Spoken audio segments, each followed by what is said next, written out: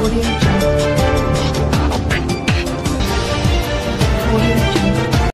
जी बिल्कुल, Lahore high court ने बड़ा हुक्मनामा जो है वो जारी कर दिया है, जिसमें हुक्मरानों और अफसरान को सरकारी खजाने को ज़ाती इस्तेमाल से रोक दिया गया है।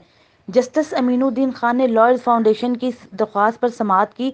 दरख्वास्त में ये मौक़िफ़ इख्तियार किया गया कि सरकारी खजाने अवाम की अमानत और अवामी फलाह के लिए इस्तेमाल किया जा सकता है। हुक्मरान और अफसरान सरकारी खजाने के अमीन होते हैं, जबकि हुक्मरान और अफसरान सरकारी खजाने को ज़ाती मकासद के लिए इस्तेमाल नहीं कर सकते। यहाँ तक कि कायदे-आज़म ने सरकारी इजलासों में चाय फ्राहम न करने का हुक्म भी जारी किया था। हुक्मरान और अफसरान सरकारी पैसे को ज़ाती मकासद के लिए इस्तेमाल करते हैं।